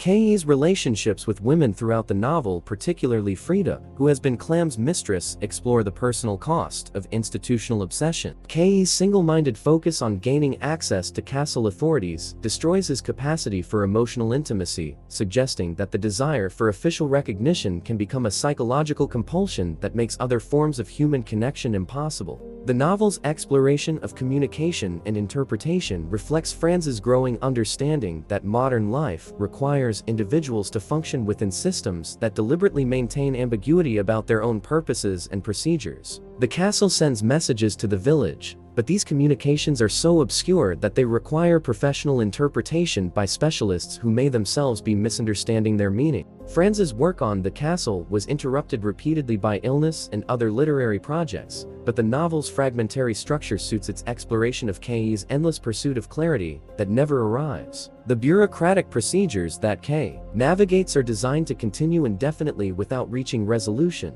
mirroring the psychological condition of individuals who spend their lives seeking approval from authorities who may not even be aware of their existence. The novel's religious dimensions emerged from Franz's wrestling with questions about divine justice and human salvation that had preoccupied him since his university reading of Kierkegaard and religious philosophy. The castle functions as a secular version of divine authority, remote, inscrutable, and apparently indifferent to human suffering while maintaining absolute power over human fate. Franz's notebooks reveal his awareness that the castle was becoming something unprecedented in literary history, a novel that dramatized the psychological condition of modern bureaucratic life, without providing the narrative resolution that readers expected from traditional fiction. K's story has no satisfying conclusion because Franz understood that bureaucratic procedures are designed to continue indefinitely without reaching meaningful endpoints. The village inn where K lodges becomes a microcosm of the larger social system that the novel explores. The inn's residents live in a state of permanent temporariness, waiting for official decisions that may never come while maintaining elaborate social hierarchies based on their relationships to castle authority. Franz used the inn's social dynamics to examine how powerlessness shapes community life and personal relationships. Franz's decision to leave the castle unfinished reflected both practical circumstances and artistic necessity. His deteriorating health made sustained literary work increasingly difficult, but the novel's incomplete state also suits its exploration of bureaucratic procedures that never reach final resolution. The novel's fragmentary condition becomes part of its meaning. The novel's portrayal of K's gradual psychological deterioration traces the cost of living in permanent suspense about one's official status and social legitimacy. K begins as a confident professional who assumes that bureaucratic confusion can be resolved through reasonable inquiry. He becomes increasingly desperate and isolated as he learns that the system he is trying to navigate may be designed to produce confusion rather than clarity. Franz's correspondence with Max Brod about the castle reveals his recognition that he was creating something that transcended conventional literary categories. The novel operates simultaneously as realistic portrayal of Central European bureaucratic culture, psychological analysis of authority and resistance, and philosophical meditation on the human condition under modernity. Franz's own experience of living as a German-speaking Jew in Czech Prague provided crucial background for the novel's exploration of permanent outsider status. K's position in the village mirrors Franz's lifelong experience of being simultaneously inside and outside the social systems that governed his daily life, accepted as a participant while remaining essentially foreign to their underlying assumptions. The Castle became Franz Kafka's most comprehensive exploration of the theme that would define his literary reputation: the individual's futile quest for recognition and understanding from institutional authorities whose power derives precisely from their refusal to provide the clarity that would make rational resistance possible. The novel transformed Franz's personal experience of alienation into a prophetic analysis of life under modern bureaucratic conditions. Chapter 12: Letters Home. In March 1919, Franz Kafka composed what would become his most famous piece of writing that was never intended for publication: Letter to His Father, a 100-page psychological autobiography disguised as correspondence that anatomized his relationship with Hermann Kafka with devastating precision and heartbreaking honesty. The letter, which Franz gave to his mother to deliver, but which Julie wisely decided to withhold, represents his most sustained attempt to explain to his father the psychological dynamics that had shaped their relationship since Franz's childhood. The letter's opening paragraphs establish the fundamental problem that Franz felt had defined his entire life: Hermann's overwhelming personality and Franz's inability to measure up to his father's standards of masculine authority and practical competence. "You asked me recently why I maintain that I am afraid of you," Franz begins, before launching into an analysis of paternal power that reads like a case study in psychological development gone wrong. Franz's descriptions of Hermann's parenting methods reveal his mature understanding of how children internalize parental expectations and criticism in ways that can permanently distort their self-perception. Hermann's casual comments about Franz's physical appearance, social awkwardness, and intellectual interests had accumulated over decades into a comprehensive sense of personal inadequacy that Franz could trace directly to specific childhood incidents. The letter's exploration of Hermann's commercial success and its psychological impact on Franz provides crucial insight into how Franz understood his own rejection of conventional professional achievement. Hermann had built his business through determination and practical intelligence that Franz admired but could never emulate. The haberdashery represented a kind of masculine competence that Franz felt was fundamentally foreign to his nature. Franz's analysis of Hermann's relationship with employees and customers revealed his early education and how authority operates in social relationships. Hermann commanded respect through force of personality and economic power, but Franz observed that such respect often masked fear or resentment. These childhood observations provided the psychological foundation for Franz's later literary exploration of institutional authority and individual powerlessness. The letter's central argument that Hermann's authoritarian parenting style had inadvertently trained Franz to be dependent and insecure rather than independent and confident reflects sophisticated understanding of how family dynamics shape personality development. Franz could analyze the mechanisms by which Hermann's attempts to strengthen his son's character had actually produced exactly the opposite effect. Franz's discussion of his relationship with Judaism in the letter reveals how Hermann's approach to religious tradition had created additional psychological complications. Hermann maintained Jewish identity as cultural heritage while rejecting Jewish learning and practice as old-fashioned superstition. Franz inherited his father's ambivalence toward tradition without developing any positive connection to Jewish culture that might have provided alternative sources of identity and belonging. The letter's treatment of Franz's literary interests shows his mature recognition that writing had become his way of claiming intellectual territory where Hermann's authority could not reach. Literature offered Franz access to forms of knowledge and expression that were completely foreign to Hermann's commercial world, but this intellectual independence came at the cost of permanent estrangement from his father's values and expectations. Franz's analysis of his romantic relationships in the letter connects his difficulties with women to psychological patterns established in childhood. His inability to commit to marriage stemmed partly from his inability to imagine himself as the kind of authoritative husband that Hermann represented. Franz could not envision himself wielding domestic authority because he had never successfully challenged Hermann's authority over him. The letter's exploration of Hermann's second marriage proposals, Hermann's suggestions about women Franz should marry, reveals the complex mixture of concern and control that characterized their relationship. Hermann wanted Franz to achieve domestic stability, but his specific recommendations reflected his own values and preferences rather than understanding of. Chapter 13, The Sanatorium. By 1924, Franz Kafka's tuberculosis had progressed beyond the point where gentle treatments and optimistic prognoses could mask the reality of his condition. The disease had colonized his larynx, making speech painful and swallowing difficult, transforming the voice that had been his primary tool for human connection into another source of physical suffering. Dr. Hugo Hermann, who examined Franz in Prague, recommended immediate treatment at a specialized clinic, leading to his admission to the sanatorium at Kierling, near Vienna, in April 1924. The sanatorium represented everything that Franz had spent his literary career exploring: institutional authority exercised over helpless individuals, medical procedures that followed their own logic regardless of patient preferences, and the reduction of human complexity to clinical categories. Yet Franz approached his final hospitalization with the psychological clarity of someone who had spent decades preparing for exactly this encounter with ultimate powerlessness.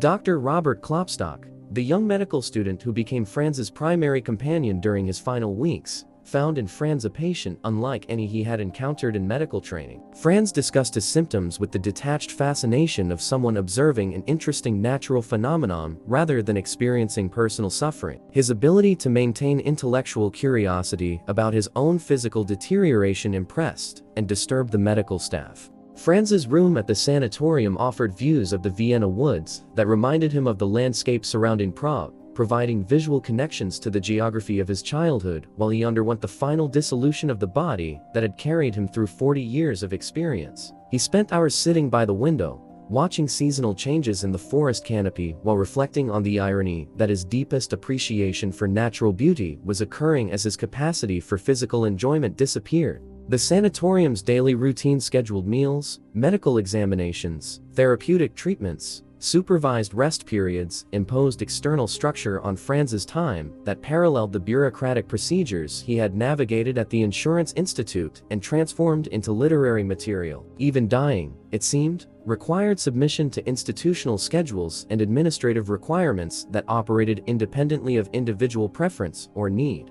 Franz's correspondence during his sanatorium stay reveals his continued intellectual engagement with questions about language, communication, and the relationship between physical existence and consciousness. Writing to Dora Diamant, who remained in Berlin, he explored philosophical questions about identity and survival that his approaching death had made urgently practical rather than merely theoretical. The sanatorium's other patients provided Franz with final examples of how individuals respond to extreme circumstances beyond their control. Some maintained optimistic denial about their prognoses, others developed elaborate theories about their conditions, and a few achieved philosophical acceptance of their situations. Franz observed these different psychological strategies with the same analytical attention he had applied to his fictional characters. Dr. Klopstock's medical notes document Franz's systematic preparation for death, which involved both practical arrangements for his literary manuscripts and philosophical contemplation of consciousness and survival. Franz discussed his unpublished works with the precision of someone creating comprehensive instructions for their preservation,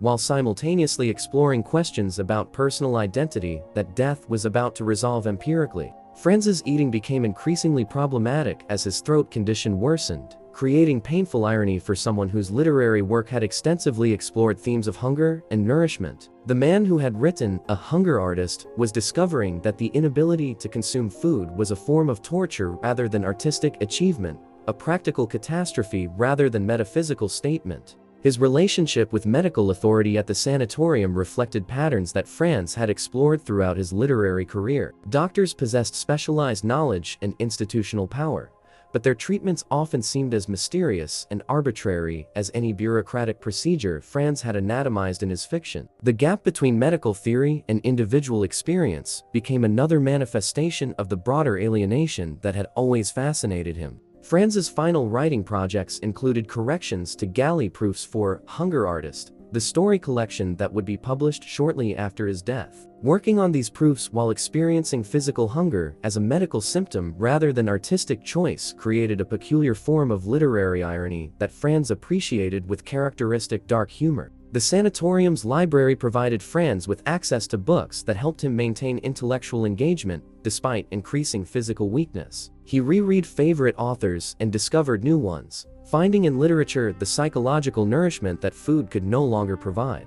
Reading remained possible longer than writing, offering Franz a form of mental sustenance that persisted almost until the end. Franz's discussions with Dr. Klopstock about medical procedures and treatment options revealed his mature understanding of the relationship between individual will and institutional power. He could participate in decisions about his care while recognizing that the fundamental trajectory of his illness was beyond anyone's control, patient or physician. The sanatorium's chapel services, which Franz occasionally attended despite his secular upbringing, provided opportunities for reflection on questions about mortality and meaning that his approaching death had made practically urgent rather than theoretically interesting. He participated in these religious observances with the same anthropological curiosity he had applied to all social institutions, finding in ritual behavior another fascinating example of how humans respond to circumstances they cannot control.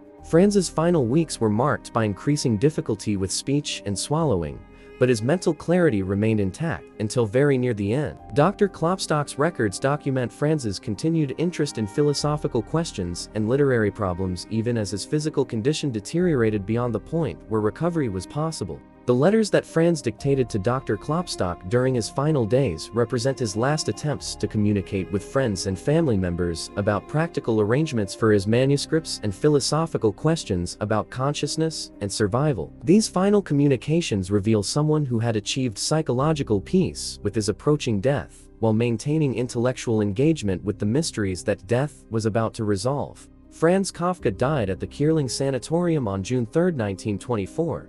At 11:00 p.m., with Dr. Klopstock attending. His final conscious act was to refuse a morphine injection, choosing to experience death without pharmaceutical mediation. The man who had spent his literary career exploring themes of consciousness and control maintained his analytical clarity until the moment when analysis itself became impossible.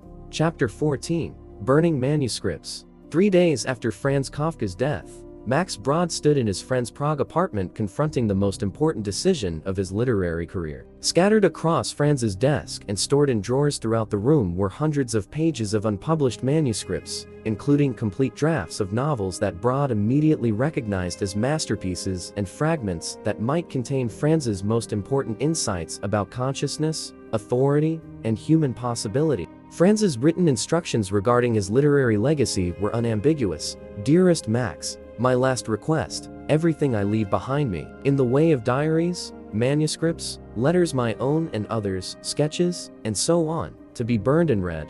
The directive contained no exceptions, no conditions that might allow selective preservation of particular works. Franz wanted his entire unpublished literary output destroyed without examination. Brod had discussed this request with Franz during their final meetings, hoping to convince his friend to reconsider his decision to consign years of literary work to flames. Franz remained adamant that his unpublished writings were unworthy of preservation and would damage rather than enhance his literary reputation if they appeared posthumously. The conversation had ended with Brod's reluctant promise to honor Franz's wishes. But standing amid the manuscripts 3 days later, Brod found himself unable to implement Franz's instructions. Reading passages from The Trial, The Castle, and America, Brod recognized immediately that these works represented achievements that transcended personal preference or individual judgment about artistic quality. The novels contained insights about modern existence that seemed essential to understanding the psychological and political conditions that were reshaping European civilization.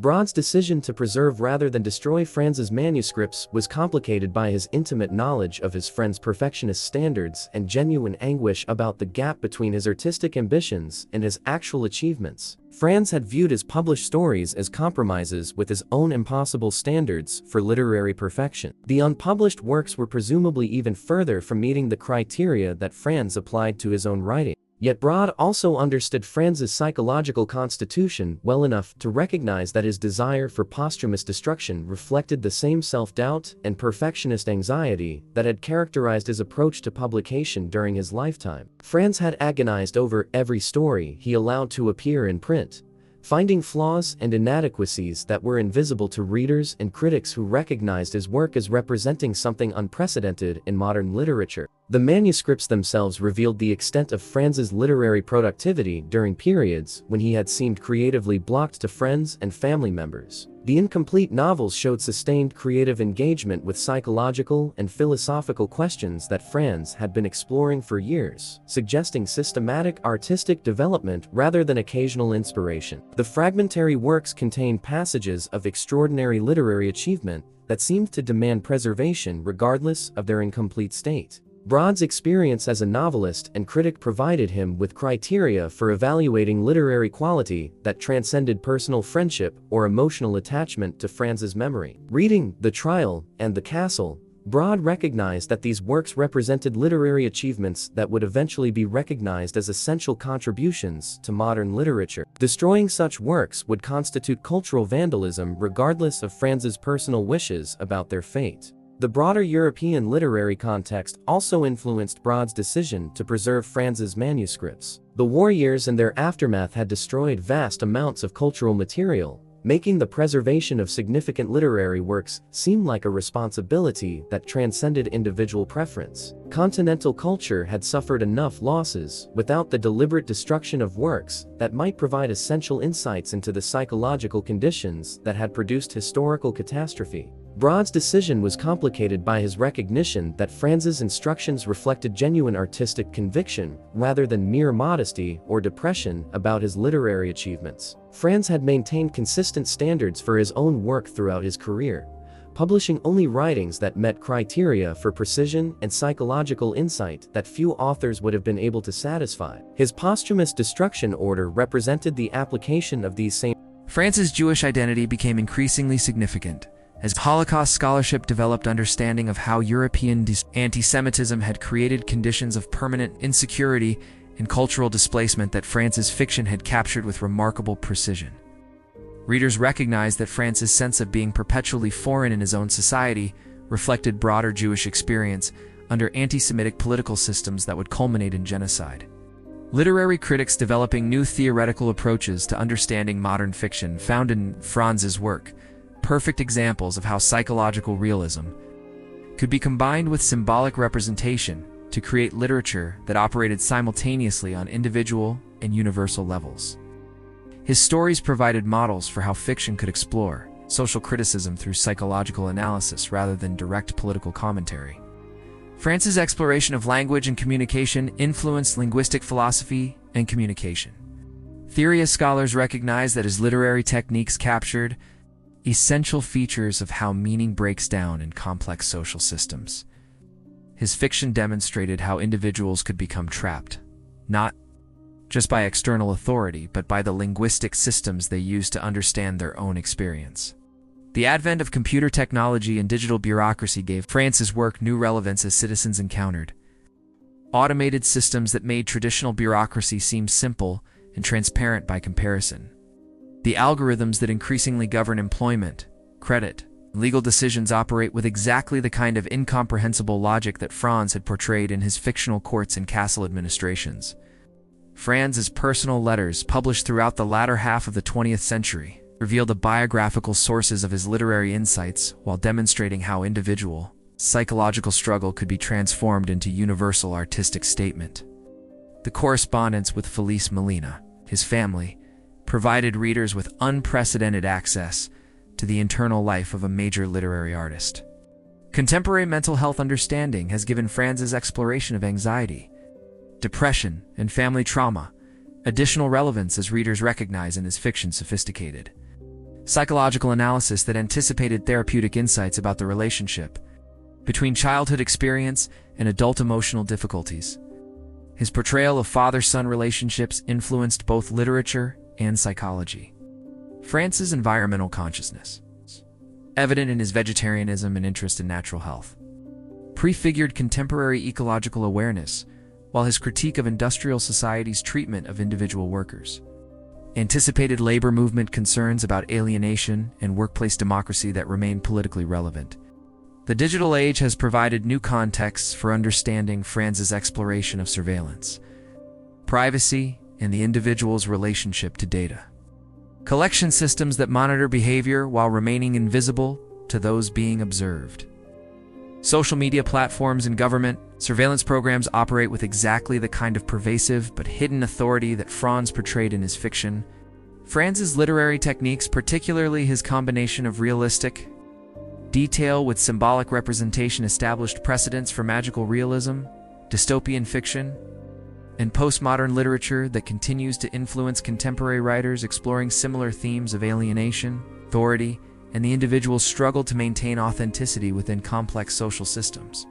His exploration of guilt, judgment, and moral responsibility without clear ethical frameworks has proven relevant to contemporary discussions about justice, punishment, and social responsibility in pluralistic societies where traditional moral authorities no longer provide universally accepted guidance for individual behavior. Franz Kafka's ultimate legacy transcends literary achievement to encompass psychological, political, and philosophical insights that have proven essential for understanding the individual's relationship to institutional authority. Under modern conditions, His fiction provided a vocabulary for describing forms of alienation and powerlessness that have only become more prevalent as social systems have grown more complex and impersonal. The lamp oil finally ran out in Franz Kafka's study sometime before dawn on June 4, 1924. But the light it had provided during thousands of hours of nocturnal writing continues to illuminate the psychological landscape that he mapped with such obsessive precision. 40 years of anxiety, alienation, and artistic struggle had produced a body of work that would prove more relevant to understanding human experience as the 20th century progressed than any of Franz's contemporaries could have imagined. Franz was gone dead of tuberculosis in an Austrian sanatorium, having spent his final conscious moments refusing morphine because he wanted to experience death without pharmaceutical mediation. But the questions he had posed in his fiction about authority, authenticity, and the possibility of human understanding had achieved a kind of immortality that transcended individual mortality. His exploration of what it means to live as a stranger in your own life had become essential reading for anyone trying to understand the modern condition. The man who had begged Max Brod to burn his manuscripts had accidentally created the conditions for his own literary resurrection. The friend entrusted with erasing Franz from history had instead made him eternal. The works that Franz considered failures, incomplete novels, fragmentary stories, experimental narratives that violated conventional expectations about fictional resolution, were recognized by readers as achieving exactly the effects that Franz had been trying to create. We will never know what Franz might have written if tuberculosis had not claimed him at 40. We will never know how he might have responded to the rise of fascism, the Holocaust, the Cold War, or the digital revolution. But perhaps the mystery of Franz's unfulfilled potential is itself part of his continuing relevance. His fiction captures the experience of living with unanswered questions, permanent uncertainty, and the constant awareness that the systems governing our lives operate according to principles we can never fully comprehend. The word Kafkaesque has become so common that it risks trivializing the psychological insights that made Franz's fiction revolutionary. But beneath the popular usage lies recognition that Franz identified something essential about modern existence: the individual's perpetual struggle to maintain authentic identity within social institutions that process human complexity into administrative categories. Franz's exploration of the relationship between fathers and sons influenced not just literature, but psychology, sociology, and political theory. His analysis of how authority operates in intimate relationships provided insights that proved applicable to understanding how power functions in larger social systems. The dynamics he observed in the Kafka family apartment turned out to be reproducible at every level of social organization. His correspondence with Felice, Melina, and others revealed the psychological cost of the artistic sensitivity that made his literary achievements possible. The same emotional constitution that enabled Franz to create characters of unprecedented psychological depth made sustained intimate relationships impossibly difficult. The letters document the tragedy of an individual whose greatest gift was also his fundamental limitation. Franz's Jewish identity, which he struggled to understand throughout his life, has taken on additional significance, as scholars have recognized how his experience of cultural displacement anticipated the broader Jewish experience under 20th century political systems designed to make Jewish life impossible. His fiction captured the psychology of being perpetually foreign in societies that claim to offer belonging while maintaining mechanisms for exclusion. The bureaucratic procedures that Franz anatomized in his insurance work and transformed into literary material have only become more pervasive as social systems have grown more complex. Contemporary readers find in Franz's fiction accurate descriptions of their experience with healthcare systems, educational institutions, corporate hierarchies, and government agencies that operate with exactly the kind of incomprehensible logic that trapped Joseph K. and frustrated the R. Franz's exploration of language and communication proved prophetic as subsequent developments in technology have created new forms of miscommunication and semantic confusion. His insight that language itself might be a source of alienation rather than connection has gained relevance as digital communication has multiplied opportunities for misunderstanding while reducing opportunities for genuine human contact. The environmental themes in Franz's work, his critique of industrial society's treatment of both workers and natural resources, anticipated contemporary ecological consciousness, while his interest in alternative health practices prefigured current concerns about the relationship between individual well-being and broader social organization. Franz's literary techniques established precedents for exploring psychological and political themes through symbolic narrative that subsequent writers have used to analyze their own historical circumstances. His demonstration that realistic fiction could accommodate surreal elements without losing analytical precision influenced decades of subsequent literary development. His exploration of dreams, consciousness, and the relationship between sleeping and waking life contributed to psychological understanding of how the unconscious mind processes social experience. Contemporary neuroscience has confirmed many of Franz's intuitions about the relationship between dream logic and waking consciousness. Franz Kafka died believing that his literary work had failed to achieve the artistic perfection he had spent his adult life pursuing. He could not have known that his exploration of failure, incompleteness, the impossibility of perfect communication would prove to be perfect expressions of the psychological condition that would define much of modern experience. 70 years after his death, we are all living in increasingly Kafkaesque societies where individual autonomy must be negotiated with institutional systems that claim rational justification while operating according to their own inexplicable logic. Franz's fiction provides the most accurate map we possess for navigating the psychological territory of modern alienation. From a cosmic perspective, even the greatest literary achievements are temporary marks on paper that will eventually decay. Languages that will eventually be forgotten, insights that will eventually seem as quaint as medieval astronomy. But somehow, in the space between Franz's particular experience and universal human condition, something permanent has been preserved. The questions he asked will outlive the civilization that produced them. The young man who felt like a stranger in his father's house had taught the world what it means to be human in an age when traditional sources of meaning and belonging no longer provide reliable guidance for individual existence. Franz Kafka's voice hesitant.